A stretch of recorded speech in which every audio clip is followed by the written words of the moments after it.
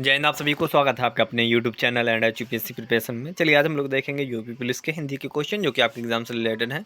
अगर आप चैनल पर नए हैं तो चैनल को सब्सक्राइब कर लीजिएगा, बेल आइकन को भी ऑन कर लीजिएगा ताकि आपके पास नोटिफिकेशन पहुंचती रहे। पहला क्वेश्चन आपकी स्क्रीन पर है। वीरगाथा काल के सर्वश्रेष्ठ कवि माने जाते हैं चंद्रवरदाई, नामदेव, मैथिली शरण गुप्त या Jaishankar Prasad. Option A, option B, option C या ऑप्शन डी। तो यहाँ का जो राइट आंसर मेरे मित्र होगा वो चंद्रवरदाई हो जाएगा। प्रमुख कवि जो हैं नरपति नल्ला हैं जिन्होंने बीसल देव रासो लिखा है। चंद्रवरदाई, पृथ्वीराज रासो, जगन्निक, परमार रासो, आलाखंड, जल्हड़, नल्हा सिंह, दलपति विजय, अमीर खुसरो, विद्यापति। ठीक है। अगला क्वेश्चन आपकी स्क्रीन पर क्वेश्चन आता है। महादेव वर्मा को पद्म भूषण कब मिला? 1912 option A, 1911 option B, 1956 option C और ऑप्शन डी पर 1988 है। तो यहाँ का जो राइट आंसर मेरे मित्र होगा, महादेव वर्मा को पद्म भूषण कब मिला है? तो 1956 मिला। ऑप्शन आपका सी राइट आंसर हो जाएगा। अगला क्वेश्चन आपकी स्क्रीन पर क्वेश्चन आता है। ऐसे शब्द जो बहुव्रीहि समास के अंतर्गत भी आते हैं वह कहलाते हैं। ऑप्शन है यौगिक शब्द, विकारी शब्द, अविकारी शब्द या योग रूढ़। ऑप्शन ए राइट होगा, बी होगा, सी होगा या डी होगा। ये आप कमेंट बॉक्स में बताएं क्या आंसर राइट होगा। यहाँ का जो राइट आंसर मेरे मित्र होगा वो आपका योग रूढ़ आ जाएगा। ऑप्शन आपका डी आ जाएगा। अगला क्वेश्चन आपकी स्क्रीन पर आता है। निम्नलिखित में से कौन सी कविता संग्रह महादेव वर्मा की है? ऑप्शन है नीरजा, बी रश्मि, सी दीपशिखा और ऑप्शन डी यह भी। तो यहाँ का जो राइट आंसर होगा मेरे मित्र वो हो जाएगा यह भी। ऑप्शन डी राइट आंसर होगा। अगला क्वेश्चन आपकी स्क्रीन पर आने से पहले आप इंपॉर्टेंट देख लें। महादेव वर्मा की कविता संग्रह निहार, रश्मि, नीरजा, संध्या गीत, दीपशिखा, शब्दपर्णा, प्रथम आयाम और अग्निरेखा है। ठीक है। तो आप ये सभी नाम याद रखिएगा, ये महादेव वर्मा जी की हैं। संकलन जो प्रक्रमा है, यामा है, गीत पर्व है, दीप गीत है, स्मारिका है, हिमालय हैं, रेखा चित्र इनके जो हैं, अतीत के चलचित्र है, स्मृति की रेखाएं हैं, श्रृंखला की कड़ियाँ हैं, मेरा परिवार है। महादेव वर्मा के ये सारे चीज़ लिखे हुए हैं तो आप इनको याद रखिएगा, ये इनकी रचनाएं हैं। ठीक है। अगला क्वेश्चन आपकी स्क्रीन पर। और अगर बात की जाए संस्मरण पर तो संस्मरण इनके जो हैं पंथ के साथी है, मेरा परिवार है, स्मृति चित्र है और संस्मरण है। आप इसको याद रखिएगा। अगला क्वेश्चन आता है। इनमें से कौन सी रचना जयशंकर प्रसाद की नहीं है? कामायनी, आंसू, कानन कुसुम या साकेत। तो यहाँ का जो राइट आंसर आएगा मेरे मित्र साकेत आ जाएगा। ये मैथिली शरण गुप्त की है। ऑप्शन डी राइट आंसर होगा। अगला क्वेश्चन आपके स्क्रीन पर क्वेश्चन आता है। इनमें से कौन सी रचना जयशंकर प्रसाद की नहीं है?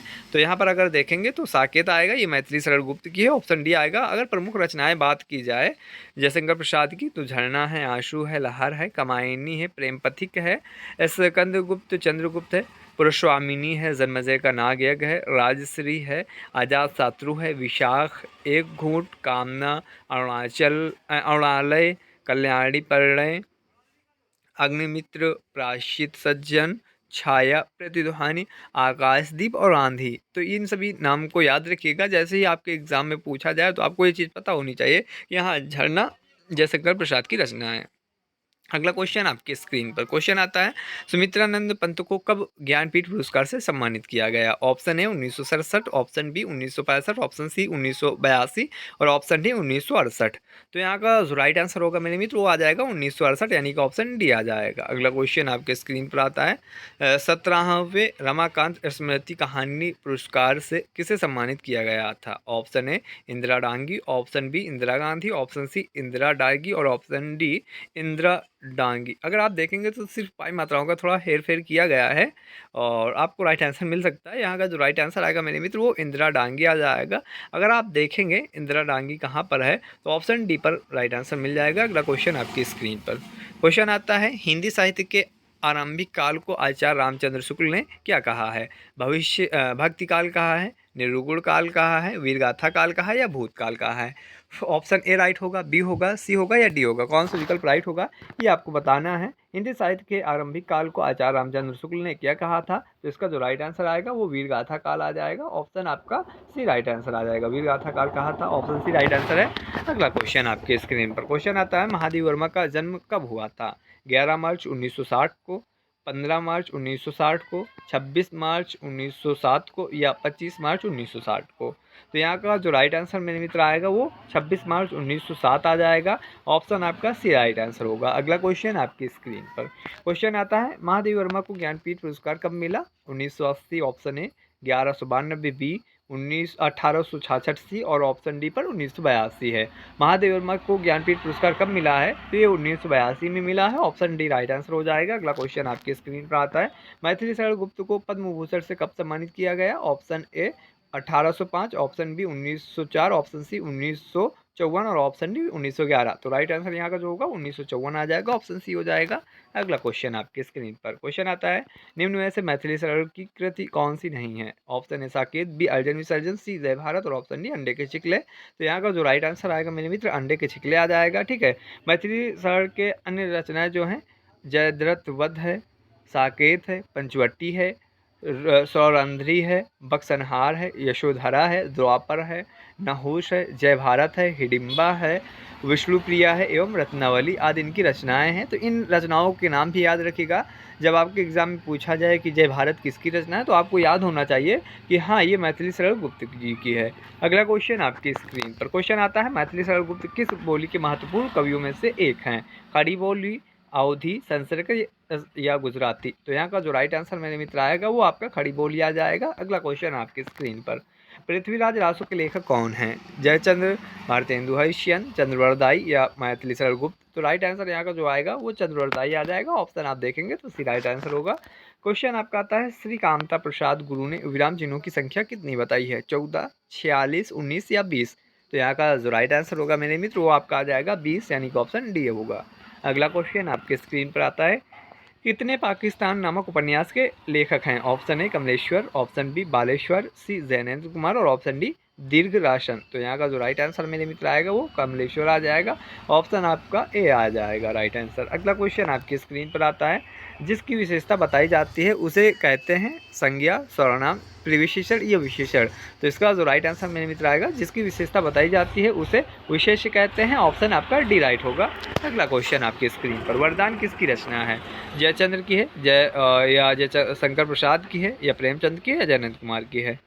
यहाँ का जो राइट आंसर होगा, वरदान किसकी रचना है? तो ये प्रेमचंद्र जी की है। ऑप्शन आपका सी राइट हो जाएगा। अगला क्वेश्चन आपकी स्क्रीन पर आता है, जयद्रथ वध किस लेखक लेखिका की कृति है? ऑप्शन है Maithili Sharan Gupt, option B Jainendra Kumar, option C Bharatendu Harishchandra और ऑप्शन डी चंद्रवरदाई? तो यहाँ का जो राइट आंसर मेरे मित्र होगा वो आपका मैथिली शरण गुप्त आ जाएगा। अगला क्वेश्चन आपके स्क्रीन पर आने से पहले एक शायरी हो जाए, परिंदों को मंजिल मिलेगी यकी उनके पर बोलते हैं, अक्सर वो लोग खामोश होते हैं ज़िंदगी में जिनके हुनर बोलते हैं।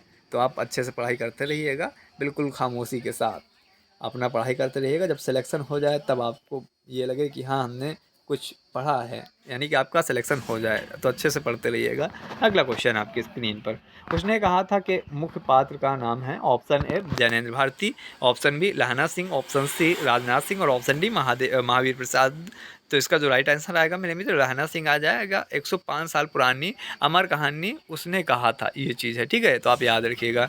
अगला क्वेश्चन आपकी स्क्रीन पर, महादेव वर्मा को पद्म विभूषण से कब सम्मानित किया गया? ऑप्शन है 1960, ऑप्शन बी 1956, ऑप्शन सी 1988 और ऑप्शन डी 1911? तो यहाँ का जो राइट आएगा वो 1956 में भारत सरकार ने उनकी साहित्यिक सेवा के लिए पद्म भूषण की उपाधि दी थी। ठीक है, तो अगर बात की जाए पद्म भूषण तो इन्हें 1956 में मिला, जो कि ऑप्शन बी पर है। ठीक है, अगर बात की जाए इन्हें 1988 में मरणोपरांत सरकार द्वारा पद्म विभूषण से सम्मानित किया गया है। तो देखेंगे आप पद्म विभूषण से 1988 है, यानी कि ऑप्शन यहाँ का जो राइट होगा वो सी आएगा। ठीक है, जब पद्म भूषण आए तब आपका ऑप्शन बी होगा 1956, जब पद्म विभूषण आए तो 1988 हो जाएगा। ठीक है, अगर बात की जाए पद्म भूषण की उपाधि इन्हें 1956 में दी गई और 1971 में इन्हें साहित्य अकादमी की सदस्यता ग्रहण करने वाली वो पहली महिला बनी है। तो आप इसको भी याद रखिएगा। अगला क्वेश्चन आपकी स्क्रीन पर क्वेश्चन आता है, इनमें से कौन सा शब्द विशेषण नहीं है? ऑप्शन है बहुत, option B 2 metre, option C 2 metre और ऑप्शन डी प्रजाति? तो यहाँ का जो राइट आंसर मेरे मित्र आएगा वो प्रजाति आ जाएगा, ऑप्शन डी आएगा। अगला क्वेश्चन आपके स्क्रीन पर आता है, किस शब्द में परिणामवाचक विशेषण का प्रयोग हुआ है? ऑप्शन ए तीखा, ऑप्शन बी बहुत, ऑप्शन सी कोई और ऑप्शन डी स्त्री? तो यहाँ का जो राइट आंसर आएगा मेरे मित्र वो बहुत आ जाएगा। ऑप्शन आप देखेंगे तो ऑप्शन आपका बी पर राइट आंसर मिल जाएगा। अगला क्वेश्चन आपकी स्क्रीन पर आता है, महादेव वर्मा की इनमें से कौन सी रचना नहीं है? रश्मि, निहार, स्वप्नपर्णा या नहुष? तो यहाँ का जो राइट आंसर आएगा मेरे मित्र नहुष आ जाएगा। ऑप्शन आपका डी राइट आंसर हो जाएगा। अगला क्वेश्चन आपकी स्क्रीन पर आता है, रात्रि में विचरण करने वाला वाक्य के लिए एक शब्द है निषेचन, निशाचर, निश्चल या निशिचर। तो यहाँ का जो राइट आंसर आएगा मेरे मित्रों निशाचर आ जाएगा। ऑप्शन आपका बी राइट होगा। अगला क्वेश्चन आपकी स्क्रीन पर, इनमें से किस शब्द में संख्यावाचक विशेषण का प्रयोग हुआ है? 8 किलो, 4 कुत्ते, 2 मीटर या 2 लीटर। तो यहाँ का जो राइट आएगा वो आपका 4 कुत्ते आ जाएगा। ऑप्शन आपका बी राइट होगा। अगला क्वेश्चन आपकी स्क्रीन पर आता है, हिंदी प्रदीप के यशस्वी संपादक का नाम क्या है? मैथिली शरण गुप्त जी हैं, बालकृष्ण भट्ट हैं, जयनंद कुमार सिंह हैं या महादेवी वर्मा हैं। तो यहाँ का जो राइट आएगा मेरे मित्र वो बालकृष्ण भट्ट आ जाएगा। ऑप्शन आपका बी राइट होगा। अगला क्वेश्चन आपकी स्क्रीन पर, द्विवेदी युग का नामकरण किसके नाम पर हुआ है? Option A Roopnarayan Pandey, option B Nathuram Sharma, option C Bharatendu Harishchandra और ऑप्शन डी महावीर प्रसाद द्विवेदी। तो ऑप्शन जो डी पर है वो ऑप्शन महावीर प्रसाद द्विवेदी है। बाकी आप सभी जानते हैं द्विवेदी युग का नामकरण किसके नाम पर हुआ था? महावीर प्रसाद द्विवेदी के नाम पर हुआ है। ये बिल्कुल इजी क्वेश्चन है, कई बार आपने क्लास में पढ़ा होगा। अगला क्वेश्चन आपकी स्क्रीन पर, आवश्यकता से अधिक बरसात के लिए एक शब्द बताइए। ऑप्शन है अंत्येवासी, ऑप्शन बी अतिवृष्टि, ऑप्शन सी हर दृष्टि और ऑप्शन डी अर्ध दृष्टि। तो यहाँ का जो राइट आंसर मेरे मित्र होगा आवश्यकता से अधिक बरसात के लिए जो एक शब्द होता है वो अतिवृष्टि होता है। अगला क्वेश्चन आपकी स्क्रीन पर, क्वेश्चन है चंद्रोदय किसके दरबारी कवि थे? Option A Prithviraj Chauhan, B Raja Bharmal, C Raja Maharana Pratap और ऑप्शन डी राजा जयसिंह। तो इसका जो राइट आंसर होगा चंद्रोदय किसके दरबारी कवि थे? तो राइट आंसर पृथ्वीराज चौहान हो जाएगा। ऑप्शन आप देखेंगे तो ऑप्शन ए पर राइट आंसर है। अगला क्वेश्चन आपके स्क्रीन पर, क्वेश्चन आपका आता है, निम्न में से पुल्लिंग शब्द कौन सा है? ऑप्शन ए नदी, बी गौत्र, सी इलायची और ऑप्शन डी प्याज। तो यहाँ पर पुल्लिंग शब्द आपको देखना है तो राइट आंसर आपका गौत्र हो जाएगा। ऑप्शन आप देखेंगे तो ऑप्शन बी पर राइट आंसर है। अगला क्वेश्चन आपकी स्क्रीन पर, क्वेश्चन आता है, किस कवि ने नाट्यशास्त्र में रसों के उल्लेख किया है? Option A Bharat Muni, B Bharatendu Harishchandra, option C Jaishankar Prasad और ऑप्शन डी निराला। तो यहाँ का जो राइट आंसर होगा वो भारत मुनि आ जाएगा। अगला क्वेश्चन आपकी स्क्रीन पर, क्वेश्चन है, जिन शब्दों में विशेषण की विशेषता का पता चलता है उन्हें क्या कहा जाता है? ऑप्शन है विशेषण, बी प्रविशेषण, सी उद्देश्य और ऑप्शन डी संज्ञा। जिन शब्दों में विशेषण की विशेषता का पता चलता है उन्हें क्या कहा जाता है, ये क्वेश्चन है। तो राइट आंसर प्रविशेषण हो जाएगा। ऑप्शन आपका बी राइट आंसर होगा। अगला क्वेश्चन आपकी स्क्रीन पर आता है, क्वेश्चन है, विद्यार्थी उदाहरण है। ऑप्शन है गुण स्वर संधि का, ऑप्शन बी वृद्धि स्वर संधि का, ऑप्शन सी दीर्घ स्वर संधि का और ऑप्शन डी व्यंजन संधि का। तो यहाँ का जो राइट आंसर आएगा दीर्घ स्वर संधि का आ जाएगा। अगला क्वेश्चन आपकी स्क्रीन पर है, क्वेश्चन है, गुरु के पास रहकर पढ़ने वाला के लिए एक शब्द है। विद्यार्थी, आदिवासी, आदिवासी या भिक्षुक। तो राइट आंसर यहाँ का जो आएगा वो अंतेवासी आ जाएगा। ऑप्शन आपका बी हो जाएगा। अगला क्वेश्चन आपकी स्क्रीन पर, आयुष्मान का स्त्रीलिंग होगा। ऑप्शन है Ayushmati, option B आयुष्माती, option C आयुष्माती और ऑप्शन डी आयुष्माती। यहाँ पर आप देखेंगे तो सिर्फ पाई मात्राओं का हेर फेर किया गया है, बाकी आप राइट आंसर देख सकते हैं। आयुष्मान का जो स्त्रीलिंग होता है वो आयुष्मती होता है। ऑप्शन आप देखेंगे तो आपको बी पर राइट आंसर मिल जाएगा। अगला क्वेश्चन आपकी स्क्रीन पर, क्वेश्चन आता है, वीरगाथा काल का कवि नहीं है। Option A Namdev, option B Madhukar, C Jagnik और ऑप्शन डी चरुवरदाई। वीरगाथा काल का कवि नहीं है तो यहाँ पर राइट आंसर हो जाएगा नामदेव।